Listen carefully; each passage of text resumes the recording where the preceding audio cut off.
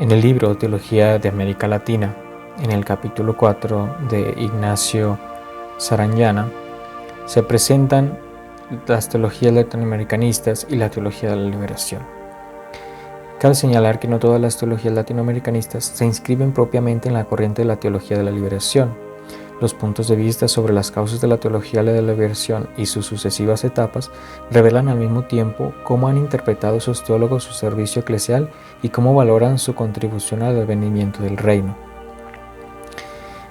En la delimitación del campo de estudio se ha escrito que hablar de la teología en América Latina después del Concilio Vaticano II es hablar de teología de la liberación, aunque no toda la teología latinoamericana ha sido teología de la liberación. Esta ha sido la más divulgada y la mejor conocida por los especialistas. En el presente capítulo se tratan las teologías latinoamericanistas desarrolladas por católicos. Se estudia solo a los autores más destacados según el método propio de la historia de la teología. En cuanto a la discusión sobre la secularidad cristiana, Comblin ha señalado que se puede considerar como preparación a una teología de la revelación, a una teología de la revolución, el movimiento de atención a las realidades terrestres que ha conducido hasta la Constitución Gaudium et Spes.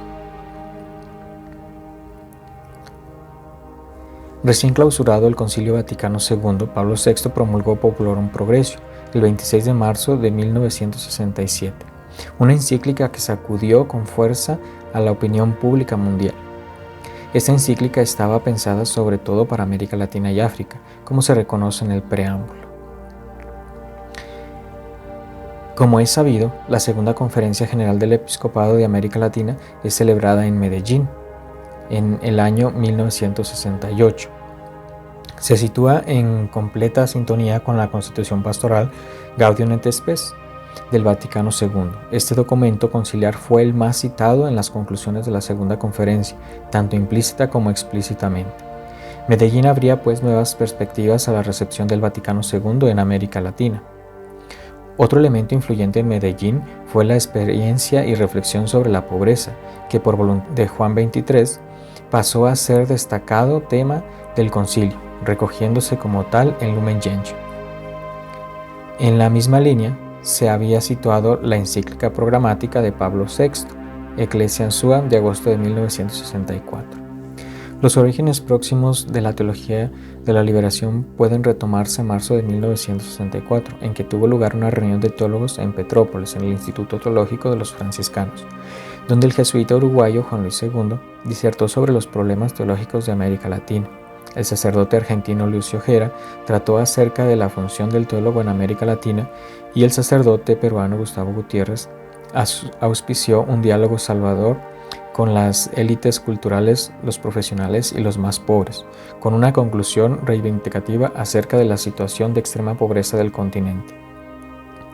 En esta misma línea se inscribe la carta del padre Pedro Arrupe, general de la compañía desde 1965, dirigió a todos los provinciales en América Latina, instándoles a ocuparse de las cuestiones sociales, recogiendo las propuestas del Congreso de Centros de Investigación y Acción Social de los Jesuitas, celebrado en Lima del 25 al 29 de julio de ese año de 1966.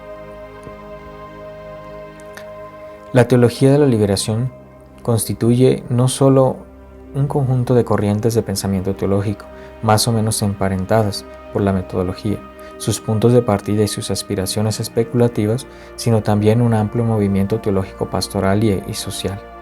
En efecto, la teología de la liberación fue más relevante como praxeología que como corriente intelectual.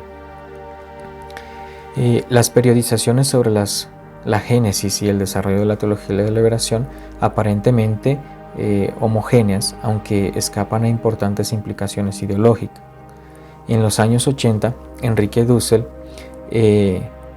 uno de los teólogos más representativos de la teología de la liberación, fue el primero en ofrecer una periodización de la teología latinoamericana, determinando en buena medida la posterior investigación. Pero aquí se estudia más la sexta etapa, que es la última, en la cual Dussel denomina la teología de la liberación latinoamericanista desde 1959. Y aquí se distinguen 4 momentos, que el primero de 1959 a 1968, el segundo de 1968 a 1972 y el tercero de 1972 en adelante. Dussel señala que la historia inmediata de la teología de la liberación se sitúa entre los movimientos juveniles de la acción católica especializada de la última época, lo que él llama la nueva cristiandad, en que se comenzó a descubrir la responsabilidad del laico como tal y su sugerencia de compromisos políticos. Por consiguiente, las etapas de la teología de la liberación serían preparación y búsqueda, creación, sedimentación, y entre los pioneros se encuentran Scannone, Gustavo Gutiérrez, Juan Luis II, Lucio Gera y Joseph Combly. Todos ellos son católicos. En los años 90, 3 años después, Giovanni Battista Modin, profesor de la Pontificia Universidad Urbaniana, estudiaba la evolución histórica de la teología de la liberación y establecía 3 grandes momentos, centrándose solo en los teólogos más representativos de cada etapa.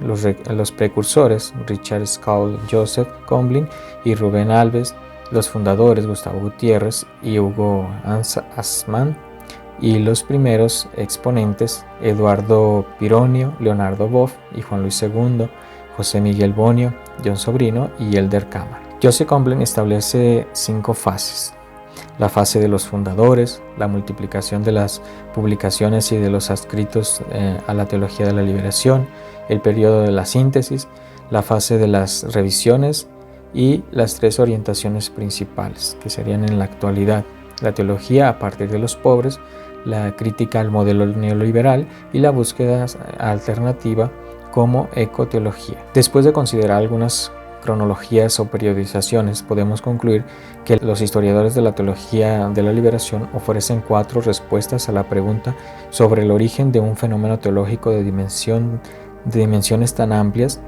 que en poco tiempo saltó al Atlántico para afectar, aunque en distinto grado, también a las teologías europeas. Enrique Dussel observaba perspicazmente a finales de los 80 que hay que distinguir entre el origen vital de los movimientos en los que se alimentó la teología de la liberación y la misma teología de la liberación, que constituye, como tantas veces se ha dicho, un acto segundo, una reflexión sobre una determinada realidad y el intento de justificación de unas actitudes. La praxis liberacionista como lugar hermenéutico es un común denominador de todas las teologías latinoamericanistas.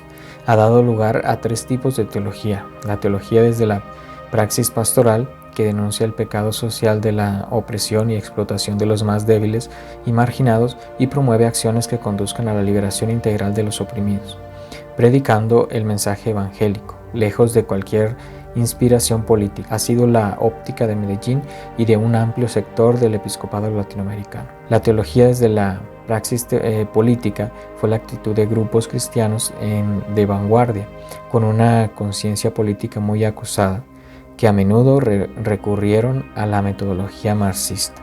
Es evidente que la teología de la liberación se ha preocupado muy especialmente por el lugar teológico.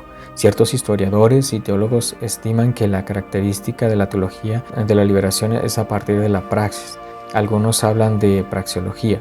No solo explicaría la génesis de la teología de la liberación, sino que sería la nota que la distinguiría de otras teologías o modos de teologizar. Así consideran que el lugar teológico privilegiado de la teología de la liberación es el pobre y su causa de liberación. Además, la teología de la liberación adoptó el método josista del ver, juzgar y actuar, promulgado por Juan XXIII, para la doctrina social de la Iglesia en la encíclica Mater et Magistra del 15 de mayo de 1961.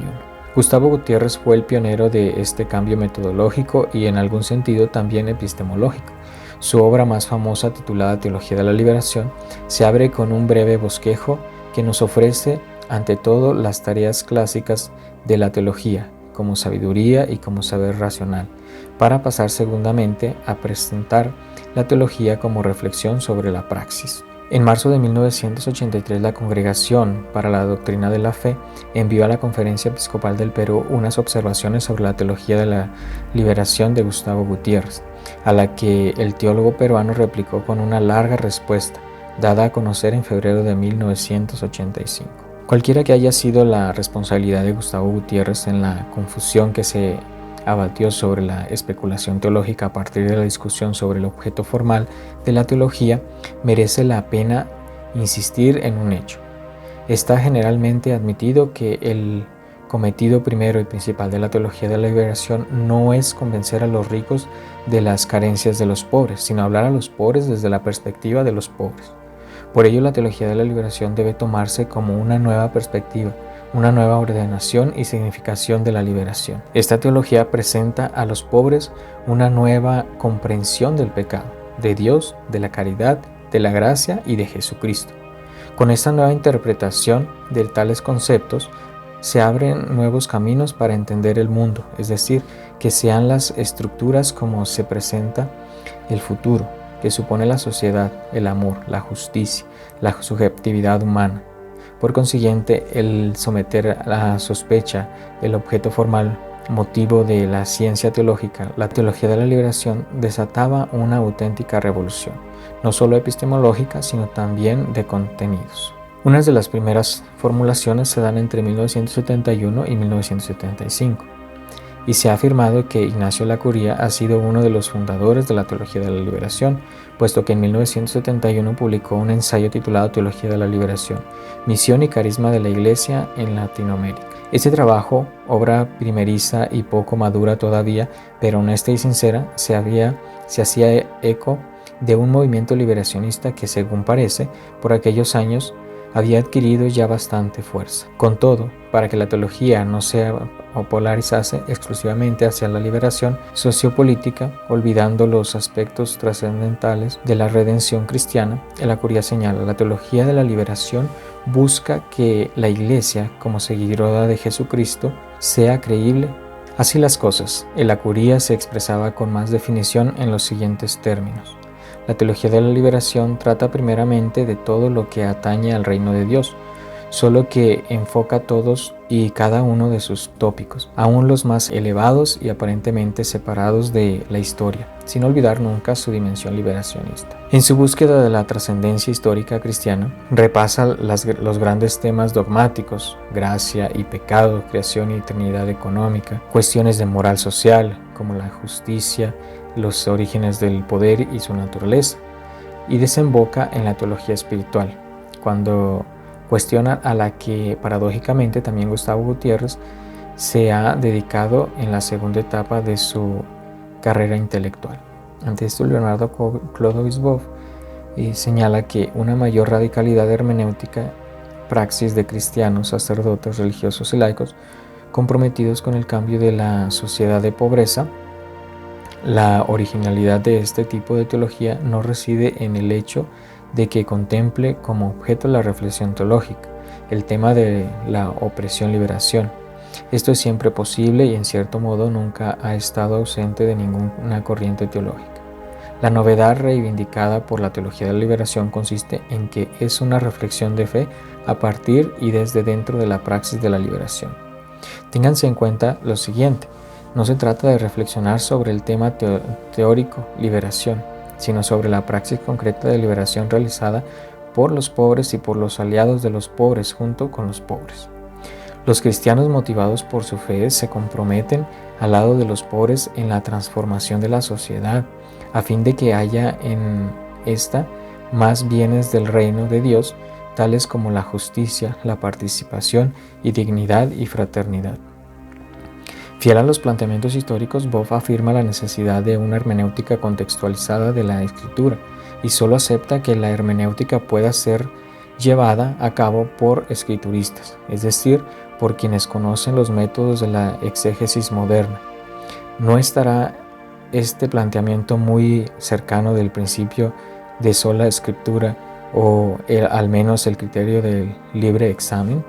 El Vaticano II, en cambio, ha insistido que la primera instancia de tal hermenéutica es la Iglesia misma, y la Iglesia no saca exclusivamente de la Sagrada Escritura la certeza de que todo lo revelado, sino también de la tradición. Las dos, por tanto, se han de venerar con el mismo espíritu de devoción. Leonardo Boff irrumpió como teólogo de la liberación en 1972, cuando publicó su Cristología Sistemática. A lo largo de ella, Boff mostraba su buen conocimiento de las fuentes europeas, sobre todo del área germánica. El primer acerto es una conclusión inmediata de la nueva hermenéutica de su consideración del lugar teológico entendida como objeto formal. La revelación debe ser interpretada a la luz de la situación latinoamericana. No se trata, por tanto, de averiguar quién sea Jesucristo, sino más bien qué es Jesucristo entendido en clave latinoamericana. En segundo lugar, Boff establece la separación entre Jesucristo, la Iglesia y el reino de Dios. Finalmente, en 1981, Boff daba a conocer un pequeño opúsculo escrito directamente en lengua castellana, que por su sencillez expresaba de modo claro y distinto sus tesis cristológicas. Venerar y anunciar a Jesucristo liberador implica pensar y vivir la fe cristológica en un contexto sociohistórico de dominación y opresión. Una cristología así implica un determinado compromiso político y social con vistas a la ruptura con la situación opresora. Boff pretende una relectura de Gaudium et Spes en su número 21. El Vaticano II afirma que una esperanza quimérica en una vida futura debe apartarnos de la construcción de la ciudad terrena. De este presupuesto arranca una discusión muy elaborada sobre la noción de utopía, contrapuesta a la doctrina cristiana sobre el más allá, que Boff denomina topía. Uno de los teólogos latinoamericanos más destacados ha sido el jesuita uruguayo Juan Luis II. Algunos analistas lo consideran el más especulativo de todos, aunque esta es una cuestión muy opinable. En todo caso, II se ha ocupado de la definición de la misma disciplina. La suya ha sido una reflexión acerca de la naturaleza y la posibilidad de la teología de la liberación. Es más, ha cavilado acerca de si la teología de la liberación es la teología o solo una teología. Después, y con las mismas herramientas conceptuales, se ha enfrentado a temas particulares de teología dogmática, pero siempre bajo la perspectiva formal de la libertad, considerando como la libertad condiciona la especulación teológica desde fuera, ofreciendo un marco adecuado a la especulación y desde dentro, facilitando nuevas perspectivas antropológicas. El tema de la libertad fue pues su gran preocupación, la cuestión de su vida y en concreto si ésta se contraponía o por el contrario se completaba la noción de liberación. Un teólogo destacado de la variante no confrontativa de la teología de la liberación es Pablo Richard. La teología del chileno Richard es un fenómeno paradigmático de una teología hecha desde la vida. La obra del Apocalipsis es una reconstrucción de esperanza que se divide en 8 capítulos. Esta obra quizá fue influenciada por su maestro Joseph Conklin y tiene un enfoque primordialmente pastoral, fruto de compartir experiencias religiosas con movimientos populares y de impartir en tal contexto enseñanzas bíblicas. Está orientada a líderes de comunidades de base y agentes de pastoral de variada índole, aunque no excluye que pueda interesar también a los profesionales. Asimismo, otra de las causas que le ha impulsado a volverse con fuerza hacia la teología bíblica ha sido la disociación entre espiritualidad y Biblia y la deficiente preparación bíblica de los agentes de pastoral a todos los niveles. Richard resalta el así denominado carácter político, del que interpreta como un compromiso histórico ante las situaciones de muerte producidas por los sistemas totalitarios. En este sentido, el Apocalipsis sería un libro histórico nacido en tiempos de persecución. En la época de los regímenes militares en el Brasil, desde 1964, la Iglesia inició una nueva experiencia pastoral.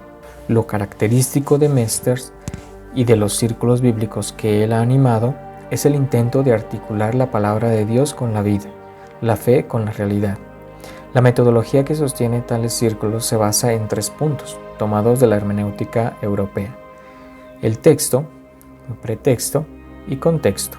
Mesters se sitúa, por tanto, en el ámbito de la lectura sociológica de la Biblia y de la actualización catequética.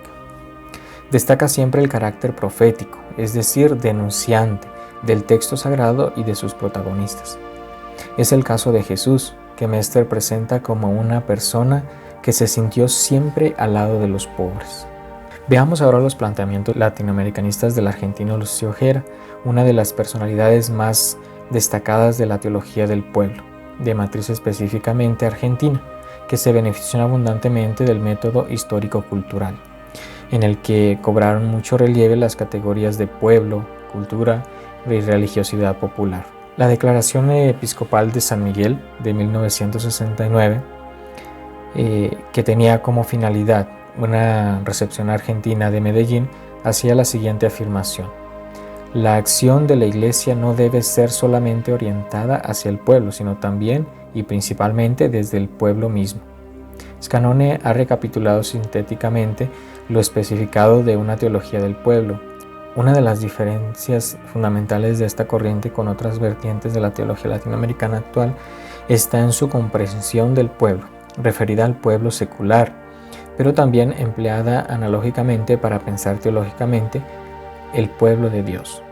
Mientras que otras teologías lo comprenden como la clase oprimida por el sistema capitalista, o al menos como las clases, razas y culturas oprimidas en oposición dialéctica a los opresores, trasladando no pocas veces ese concepto al de la Iglesia popular.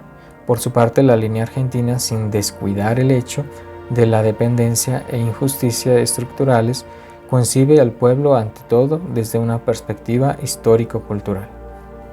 Así pues, preguntando por los aportes propios y específicos del pensamiento teológico argentino a la teología de América Latina, Ojera respondía que dos factores han caracterizado la teología argentina y por ello su propia teología.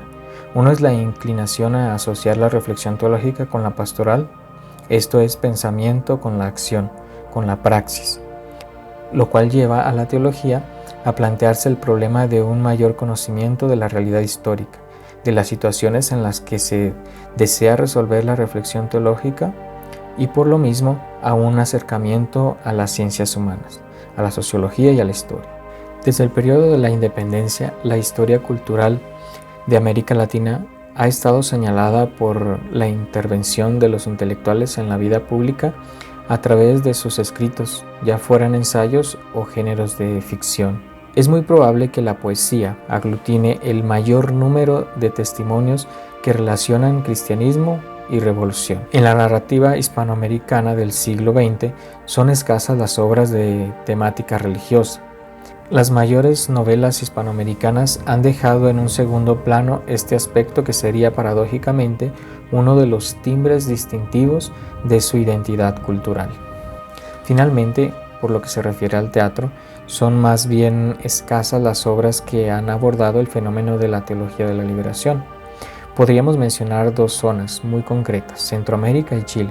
Sin embargo, es obvia la influencia de las tesis liberacionistas entre cierta crítica teatral y lo que es aún más relevante en la concepción de algunos autores sobre la finalidad. La liberación en el cine latinoamericano. A partir del 1959, con el triunfo de Castro en Cuba, el panorama político en toda América Latina sufrió una fuerte sacudida. El cine latinoamericano era uno de los resultados del movimiento revolucionario. A través de los filmes y de las revistas que surgieron en torno a él y que tanto ayudaron a cambiar el enfoque de revolución con el cine. Dentro del marco revolucionario se produjo la renovación y el acceso a la modernidad del cine latinoamericano, primero en Brasil, Cuba y Argentina, y después en otros países. El cine se convirtió en una expresión del autor y estrechó lazos con la literatura contemporánea en la búsqueda común de un lenguaje propio, auténticamente nacional e incluso latinoamericano, y con razón solo puede entenderse de su propia cultura con las correspondientes coordenadas del tiempo, espacio, política y económica. Sin embargo, no todos los países en Latinoamérica tienen una uniformidad, sino son distintas según el apoyo del gobierno o dominados por dictaduras militares. Desde el año 1979, gracias a los contactos establecidos a través de una serie de coproducciones con la participación de la televisión española, El misterio de relaciones exteriores en Francia y un puñado de productoras. Entre 1979 y 1988 se presentaron filmes, documentales, películas de animación que se producían en esos años, pero también otros realizadas en años anteriores y que formaban parte de esta promoción revolucionaria, a la que se sumaban los homenajes de cineastas latinoamericanos o las muestras del cine independiente de diversos países del mundo.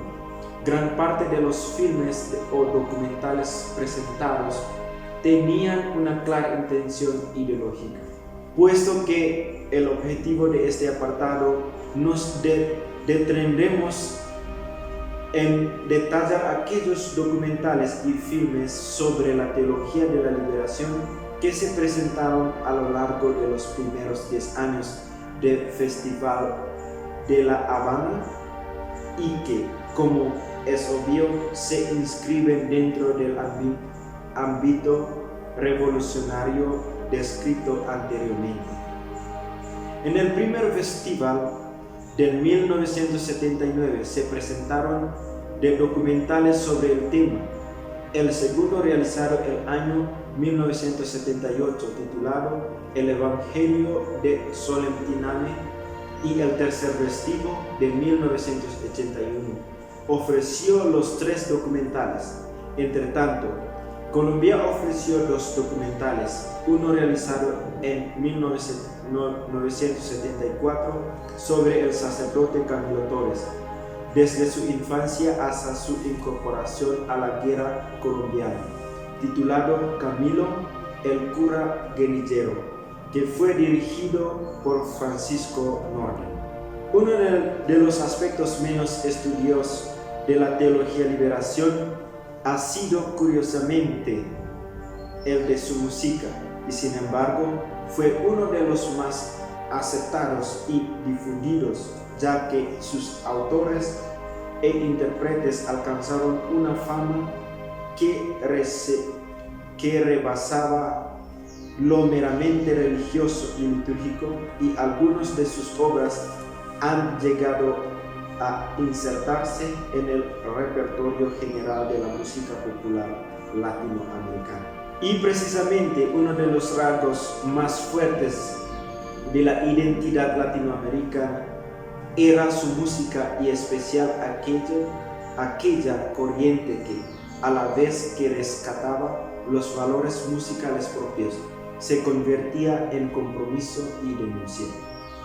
Por otro lado, en el campo de la liturgia, el Concilio Vaticano II abrió la puerta a una renovación que, como veremos, tenía ya algunos antecedentes en la propia América. Con todo, la música de la teología latinoamericana no se limitó a las misas, aunque estas constituyeron su expresión más acabada y fueron las que sin duda más contribuyeron a crear el espíritu de comunidad solidaria y cristiana que se buscaba. De hecho, hubo varios tipos de canto y poesía populares en su origen y en su esencia que alimentaron la religiosidad y el compromiso. El quinto capítulo: Teologías latinoamericanistas.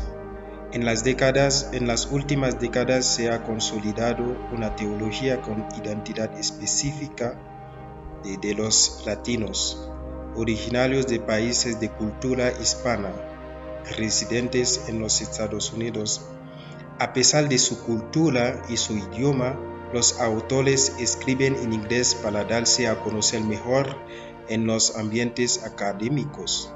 Por lo tanto, su cultura es una mezcla de 3 culturas: las culturas nativas, la cultura española y la cultura norteamericana. La teología hispana alimenta de su cultura, religiosidad, de la experiencia vivida. La característica de esta teología es también la presencia creciente de las mujeres en las iglesias, que tiene un papel fundamental en la sociedad y en la transmisión de la fe.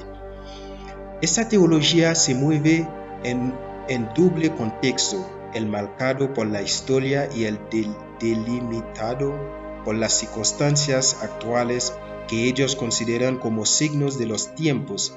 Desde el punto de vista histórico, suman los siguientes factores: el debate sobre el descubrimiento de América y el choque entre las dos culturas desde la primera evangelización. En cuanto a los signos de los tiempos, la teología destaca el bajo nivel socioeconómico de los hispanos en los Estados Unidos. A continuación, destacamos 8 teólogos latinos, 5 de ellos origen cubano: Orlando Espín, Alejandro García, Roberto, Ada María, Justo González, y 3 son mexicanos: Virgilio Elizondo, Allan Deck, María Pilar Aquino. Entonces el futuro de esta teología depende del futuro de la cultura hispano en los Estados Unidos. En ese horizonte, algunos autores apuntan algunos desafíos, por ejemplo, las consecuencias de una influencia anticristiana en los medios de comunicaciones en los Estados Unidos. Al mismo tiempo, hay un conjunto de factores nuevos, como el aumento del número de teólogos entre los laicos. La teología indígena. Se trata de un pensamiento que interpela la teología tradicional y por eso es conflictivo. Esta teología debe entenderse en un doble sentido: subjetivo, que hacen los indígenas latinoamericanos desde su tradición propia, y objetivo, una reflexión que toma por objeto un cristianismo inculturado. Los presupuestos de la teología indigenistas, según Amilcar, son vueltas a las raíces originarias, insistiendo en la recuperación de la religiosidad ancestral que se plasma en tradiciones, mitos, ritos, etc. Una propuesta de una hermenéutica indígena que interpreta los textos bíblicos desde cosmovisión. Se postula una visión indígena de la vida humana y de la relación con la creación. Algunos principales corrientes. En primer lugar, debemos señalar que hay una vertiente de origen católica y otras protestante, aunque la teología indígena se presenta como ecuménica. Algunos teólogos de esta teología, por ejemplo, Eleazar López Hernández, es indio de México. Para él, hacer la teología indígena es asumir la tarea de defender la vida de todos: mujeres, hombres, plantas y animales, ríos y bosques. La teología indígena tendría como objetivo, con relación al cristianismo en su conjunto, advertir a las comunidades cristianas de los peligros que vienen de la domesticación y la meta-adaptación. En síntesis, la teología aymara es una propuesta de inculturación teológica cristiana. El texto de fe sigue siendo la Biblia. Las verdades de fe son las verdades del cristianismo. De la teología indígena aparece la teología campesina, que empezó a abrirse camino a las comunidades campesinas en los años 90. Otra es la teología afroamericana sobre los negros en los Estados Unidos, para lograr el reconocimiento de las experiencias de fe en las comunidades negras, pues la teología indígena es la nueva expresión indígena de la fe cristiana, como sistematización de tradiciones, mitos, ritos, vivencia y conducta de indio, que nos permite entenderlo en su estar en el mundo según los cambios culturales, inmerso en un contexto económico, social, político, cultural y religioso, y en su organización liberadora de resistencia frente a los poderes dominantes. El capítulo 7. Teologías latinoamericanistas, reformadas y evangélicas. Teología trasplantada y teología autóctona. Se pueden determinar varias causas de la aparición de una teología reformada latinoamericana. En primer lugar, la formación de unos pastores y un grupo intelectual. Por otra parte, la necesidad de una pastoral más adecuada a la propia situación. Teología académica y teología inculturada. En la primera línea se sirve de la producción teológica europea, tres matices diferentes. En primer lugar, una preferencia por el pensar concreto y situado, evitando las abstracciones. En segundo lugar, se advierte el deseo de articular la teoría con la praxis pastoral. En tercer lugar, se expresa poco en publicaciones académicas a especialistas y mucho más en publicaciones de difusión. La segunda línea, de carácter inculturado, en cuanto a los planteamientos epistemológicos y temáticos, acentúa algunos lugares en mayor o menor medida ligado a la situación latinoamericana, tratando de presentarla en categorías teológicas. Algunos teólogos académicos reformados y evangélicos, Rubén Alves, Victoria Gillian, Emilio Castro, Carlos Tomás, Carlos Jiménez, José Miguel, etc. Perspectivas latinoamericanistas. El luteranismo ha expresado una fuerte crítica a la teología abstracta, en la que las notas de una auténtica teología aparecen por contraposición.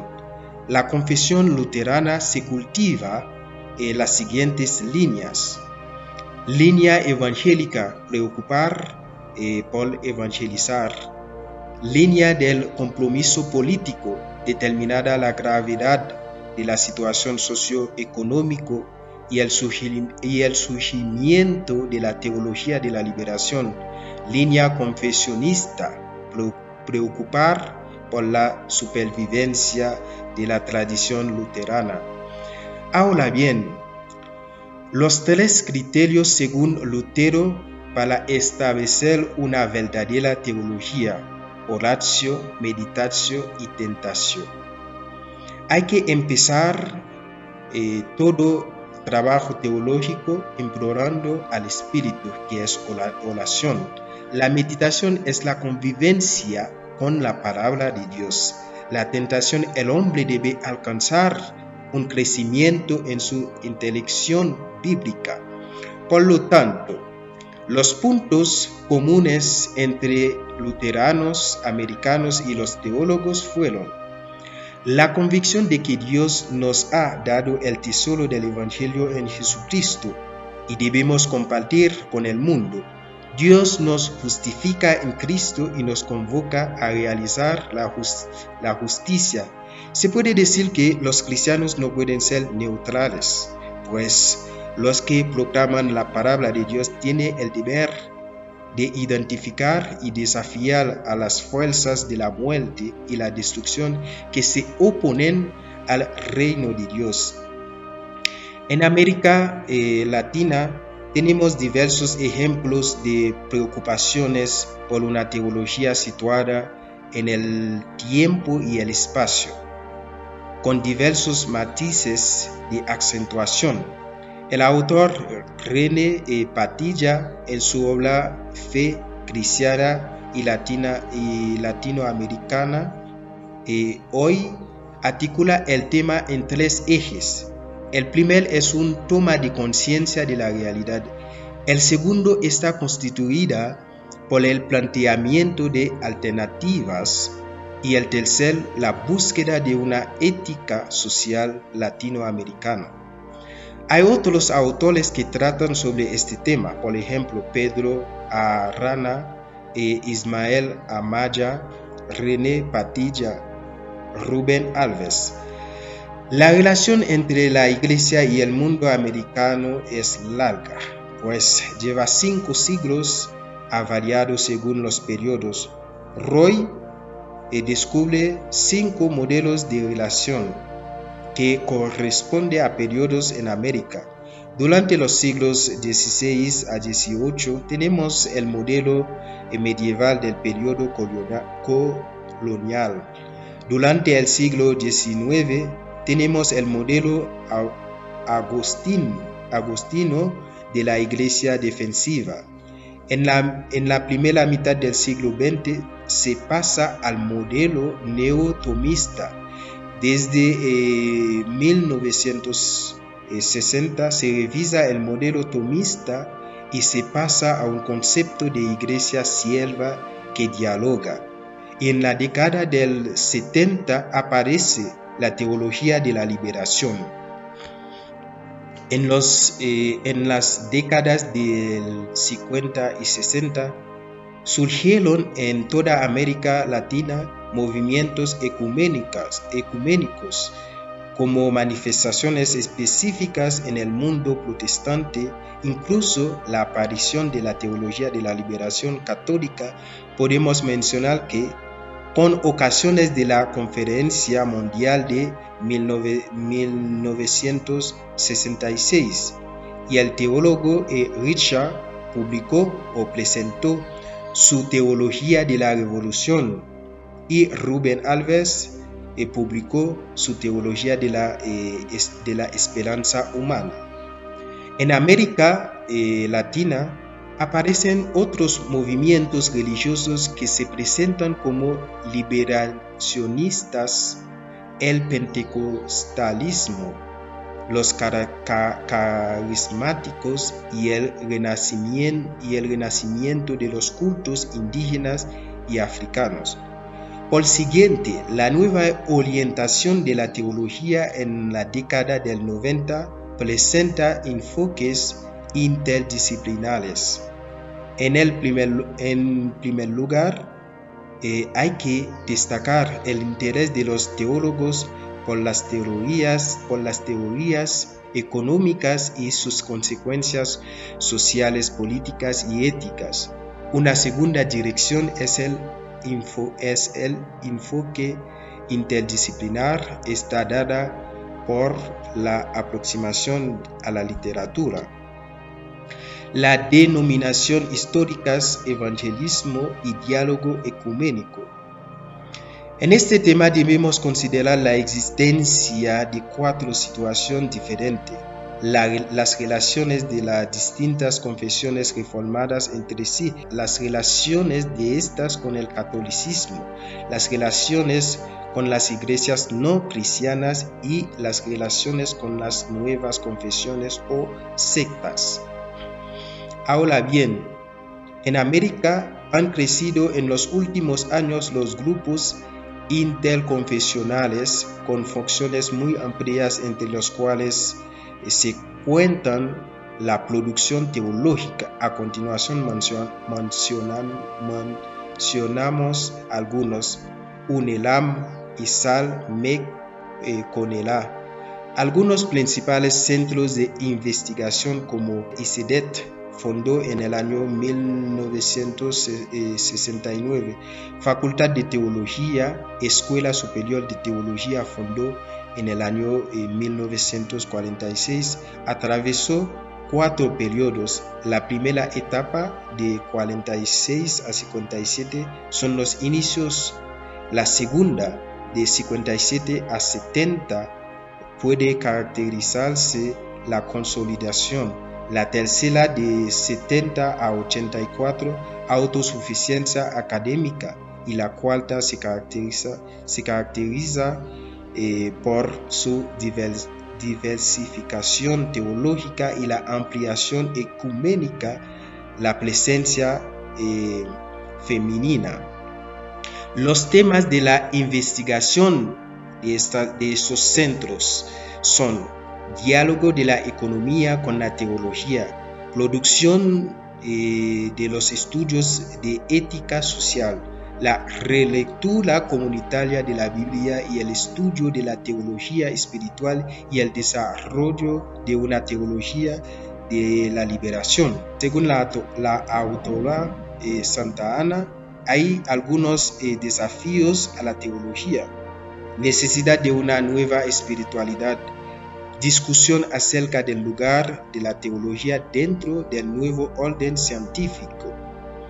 La ética de la liberación bíblica debe tomar en cuenta la denuncia de los profetas, la situación real de opresión de los pobres, una oposición clara al comportamiento opresor, el ejercicio de la libertad, tomando a Jesús como modelo. Hay dos preocupaciones constantes a lo largo del tiempo en la mayoría de las confesiones: proponer una teología situada y hacerlo en contexto ecuménico. En la opinión del autor, significa que la teología reformada latinoamericana, cuya partida de nacimiento es contemporánea a la formación de las comunidades evangélicas autóctonas. Los teólogos reformados latinoamericanos han hecho teología sobre su propia experiencia y en este sentido podrían ser algo diferente de sus padres profesionales católicos. La élite teológica reformada latinoamericana se siente interpelada y comprendida por un sector cada día más amplio del pensamiento católico. Capítulo 8. Teología de la mujer, teología feminista, teología mujerista y ecofeminismo en América Latina. En la primera parte vamos a declarar precisiones terminológicas. La teología feminista nació como una búsqueda radical de la dignidad y el lugar de la mujer en la iglesia. Era una reacción contra una teología calificada de patriarcal, androcéntrica y unilateral, y surgió de la insatisfacción frente al pensamiento teológico vigente. Parece que el origen del feminismo remonta a la Francia del siglo XVIII. Teología feminista se puede considerar un aspecto que convoca y como una rama de la teología de liberación. Por ende, teología feminista se nos presenta como una teología de la mujer sobre mujer. La teología mujerista es una teología del género en sentido propio, en la cual se realiza aludado a una nueva cultura integradora y total construida por mujer y desde la experiencia feminista. Aquí hay una construcción teórica en dialéctica con la teología feminista. El ecofeminismo supera las propuestas de la teología mujerista y es el último eslabón de la teología mujerista, por cuanto propone la desconstrucción del modelo teológico es la radicalización de la teología general. La teología de la mujer es el estadio de la mujer a la luz de la revelación, aplicando el método propio de la especulación teológica clásica. La segunda parte, prehistoria de la teología feminista y primeros pasos de la teología de la mujer.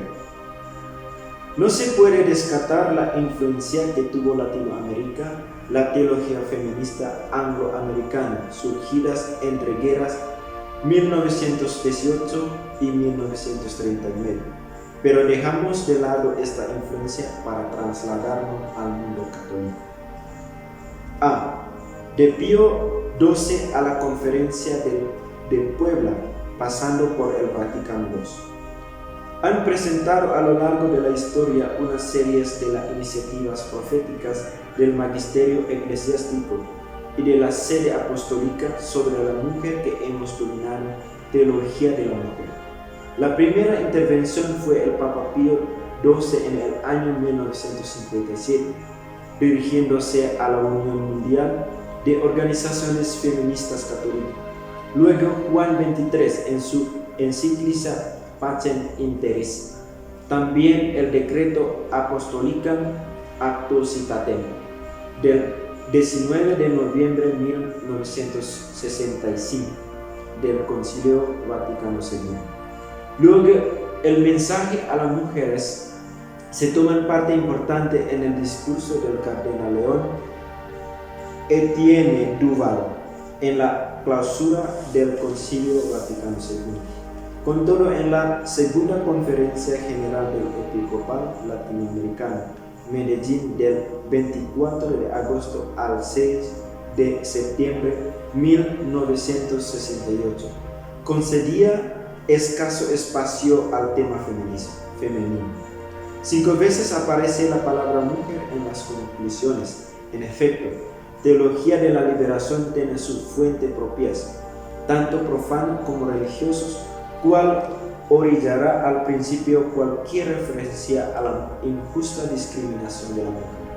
En resumen, todos toman en cuenta la protagonista de la mujer tanto en la vida social, espiritual, insiste en que la mujer debe ser valorada mucho más. Y continúa llamando a la Iglesia a contribuir en la promoción humana cristiana de la mujer, ayudándola así a salir de la situación de marginación en que puede encontrarse y capacitándola para su misión en la comunidad eclesial y el mundo. B. Pronunciamiento de Naciones Unidas. Poco después del Concilio Vaticano II, el 7 de noviembre de 1967, la Asamblea General de las Naciones Unidas aprobara una declaración sobre la eliminación de la discriminación contra la mujer, cuyo primer artículo rezaba literalmente: la discriminación contra la mujer, por cuanto niega o limita su igualdad de derechos con el hombre, es fundamentalmente injusta y constituye una ofensa a la dignidad humana. C. Primera referencia feminista en encuentros teológicos latinoamericanos. Del 11 al 15 de agosto de 1975, a las pocas semanas de la primera Conferencia Internacional de Naciones Unidas sobre la Mujer, se celebró en la Ciudad de México el Encuentro Latinoamericano de Teología. Tal encuentro, que reunió a más de 50 teólogos y pastoralistas de Centro y Sudamérica, se había convocado con motivo del 5º centenario del nacimiento de Bartolomé de las Casas. En sus cartas, que componen un interesante volumen de 658 páginas, colaboran algunos de los teólogos de la liberación, entre ellos Leonard Boff, John Sobrino y algunos prelados eclesiásticos afectos a la causa liberación, como Monseñor Sergio Méndez y otros, y teólogos e historiadores que nunca se situaron en la órbita de liberación como Juan Alfaro y los otros. Pues bien, el volumen de actas solo incluye una contribución dedicada a la causa feminista, titulada La mujer en el mundo y en la iglesia, a cargo de la religiosa Gemelda Tijerina. Por medio de sus discursos, acuérdanos que la mujer ha sido protagonista de cambio en la sociedad y la fe católica. De la conclusión del trabajo de Lucia Victoria Hernández, nos indicó que el cristianismo no hizo una revolución feminista, pero recordó al mundo la dignidad primitiva que Dios dio a la mujer en la creación. Al tomar conciencia de esta dignidad, la mujer debe responder a los deberes que de ella se derivan y exigir el trato de criatura creada a imagen y semejanza de Dios. Luego, con motivo del Año Internacional de la Mujer, la revista bíblica de los profesores sagradas de Escritura nos decían que la liberación consistirá, por tanto, en el hecho de que el varón descubra la dignidad de la mujer y supere su propio desgarrón o condición incompleta para alcanzar la plenitud junto al otro que precisamente es la mujer. Y en un encuentro de teología mariana en octubre de 1980, en Mendoza, Argentina, en una de las propuestas pastorales de su documental final, CD7, en el culto a María, aprendemos a valorar el papel específico de la mujer. Por eso, sugerimos que se entienda a una presencia más efectiva de la mujer en la vida de la Iglesia. En esa perspectiva mariana, la mujer puede aportar su modo particular de evangelizar la cultura, reconciliar a los hombres con la vida, integrar los distintos ámbitos de la existencia, impregnar la vida diaria con el Evangelio. B. Las conferencias feministas y los monográficos de las revistas teológicas.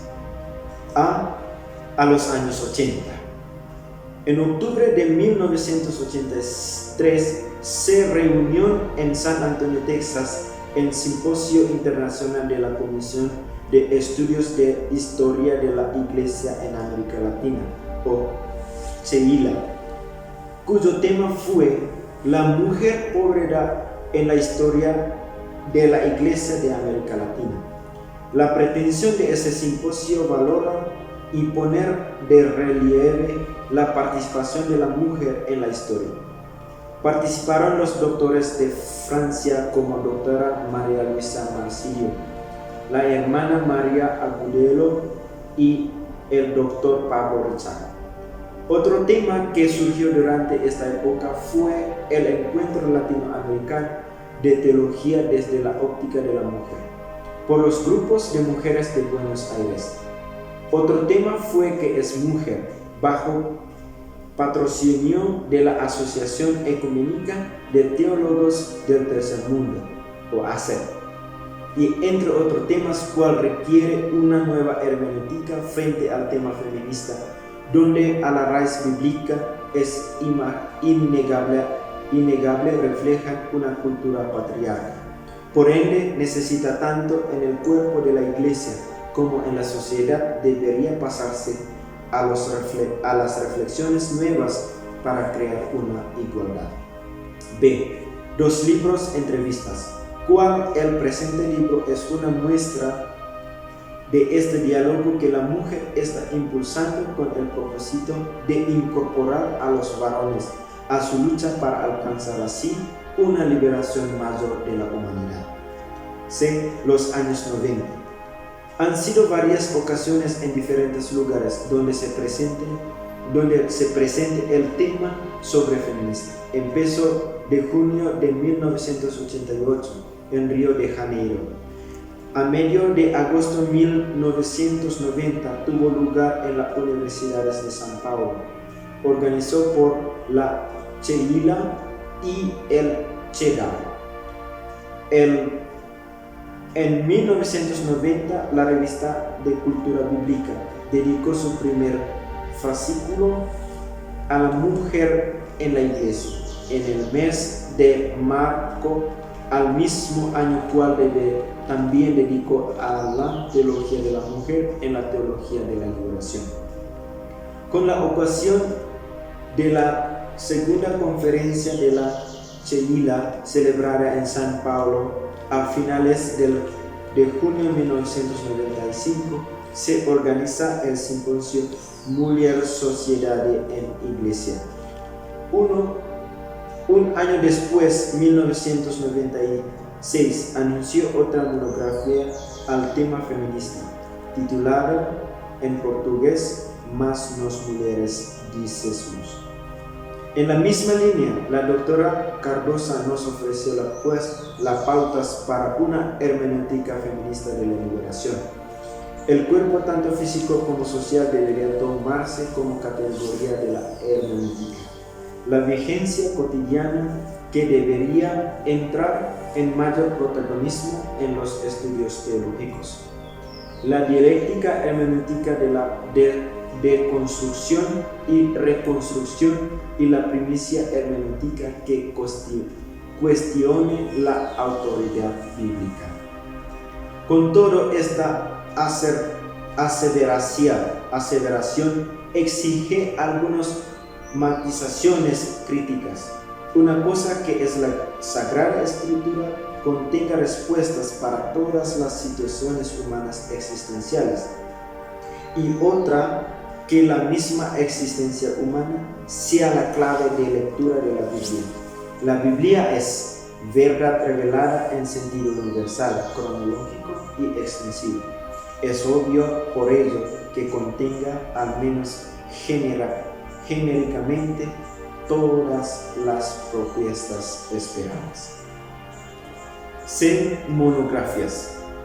Relatamos algunos pensamientos detallados respecto a la mujer. Primero, María Teresa Porcile Santiso, uruguaya, bajo el título La mujer, espacio de la salvación, un libro ha tenido mayor fortuna.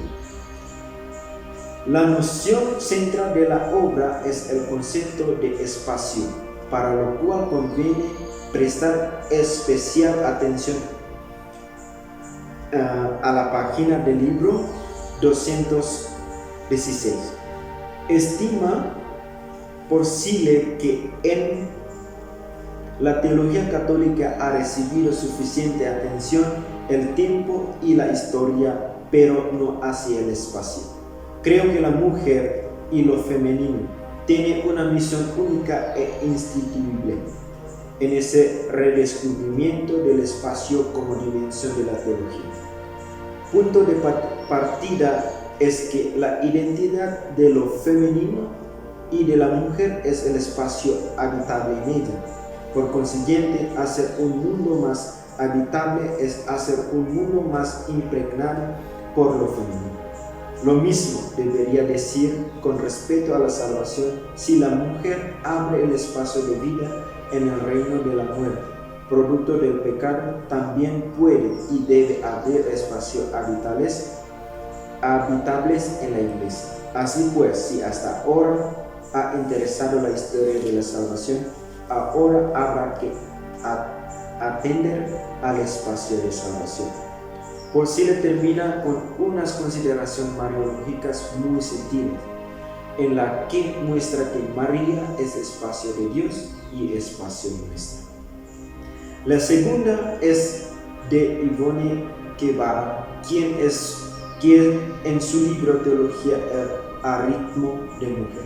En la primera parte tiene fondo común reinterpretar la tupa original, transmitida por el mito arámico.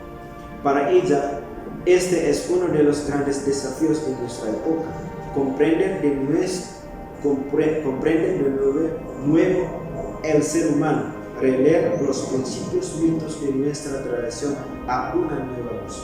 La segunda parte del libro, La Trinidad, palabras sobre cosas viajes y nuevas. Una perspectiva ecofeminista constituye ninguna interpretación del lenguaje religioso cristiano que merece serios reparos, y no solo técnico. Luego, la monografía de Elina Gouda. Su tesis principal a su mirada la justificación a la mujer, especialmente en algunos casos como el aborto. Los teólogos de la liberación mantienen posiciones más bien dogmáticas sobre cuestiones de ética sexual, principalmente basadas en la antropología católica tradicional, que también bien refleja la imagen que tiene sobre la mujer. De magisterio eclesiástico durante el pontificado de Juan Pablo II. En la carta apostólica de Juan Pablo II, Mulieris Dignitatem, tiende a difuminar la dialéctica del género, lo cual nos parece muy importante, insistiendo en que la distribución del papeles, sobre todo en el relato del pecado original, hay que leerlo a la luz de Génesis 1:26, que constituye la base inmutable de la antropología cristiana. Tal base inmutable es que ambas cosas, seres varones y mujeres, son humanos en el mismo grado, porque ambos fueron creadas a imágenes de Dios. El hombre, ya sea hombre o mujer, es persona igualmente.